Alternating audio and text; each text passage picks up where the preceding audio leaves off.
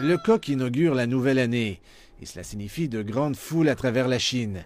Mais de quelle ampleur parlons-nous ici?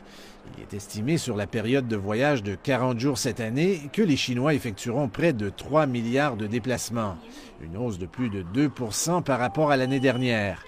Et comment vont-ils rentrer à la maison? Eh bien, la plupart d'entre eux en voiture. 85% vont emprunter les routes. D'autres choisissent une option plus rapide, le train. La compagnie de chemin de fer chinoise prévoit que 356 millions de voyages seront effectués sur les rails, près de 10% de plus que l'année dernière.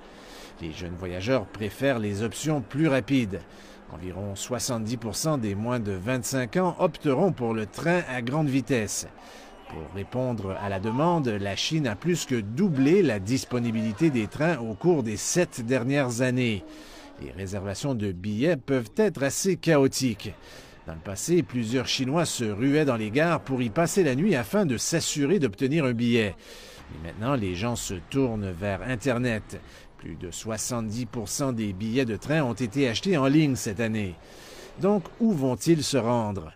L'an dernier, le plus grand nombre de personnes sont parties de Beijing, Shanghai, Guangzhou, Shenzhen et Dongguan.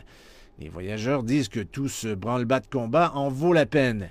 Pour plusieurs, c'est l'une des rares fois de l'année où ils visiteront leur ville natale et leur famille.